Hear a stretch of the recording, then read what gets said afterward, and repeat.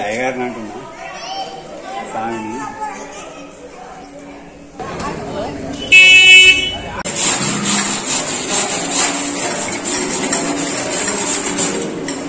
లోపల ఉన్నారు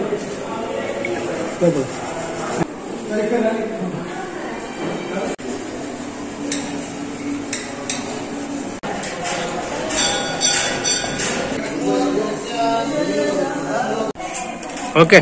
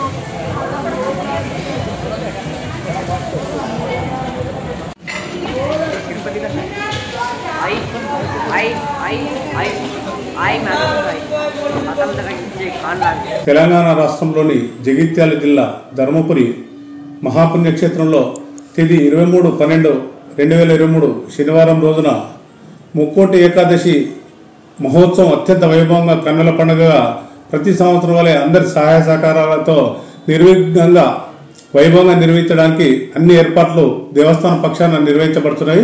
భక్తులకు ఎక్కడ ఎలాంటి ఇబ్బంది కలగకుండా మనకు స్థానిక గౌరవ శాసనసభ్యులు గారు మొన్న రివ్యూ మీటింగ్ కూడా తీసుకున్నారు.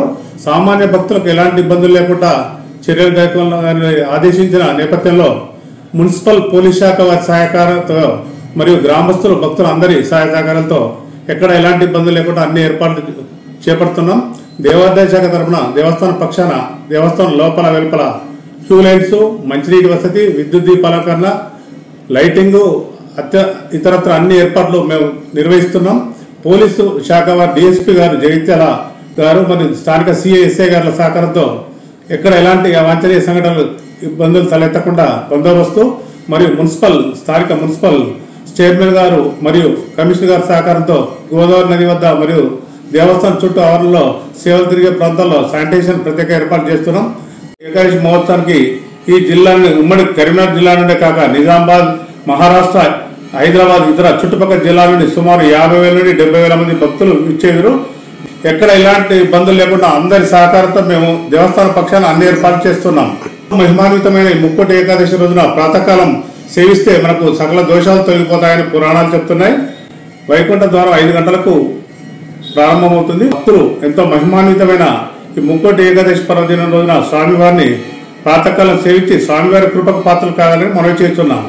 గాంచినటువంటి ధర్మపురి తీర్థక్షేత్రంలో అత్యంత వైభవపేతంగా కన్నుల పండుగగా వైకుంఠ ఏకాదశి మహోత్సవం నిర్వహించుకున్నాము.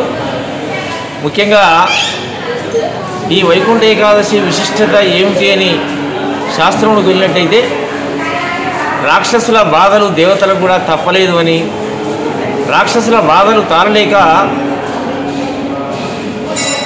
మిగతా దేవతలందరూ కూడా బ్రహ్మదేవుని దగ్గరికి వెళ్ళి ఈ రాక్షసుల బాధ నుండి ఏ విధంగా విముక్తి పొందగలము అని చెప్పేసి బ్రహ్మను ప్రార్థించగా బ్రహ్మవాక్కు ప్రకారంగా ఈ వైకుంఠ ఏకాదశి రోజున పంచపంచవృషకాల ముందు ఉత్తర ద్వారం నుండి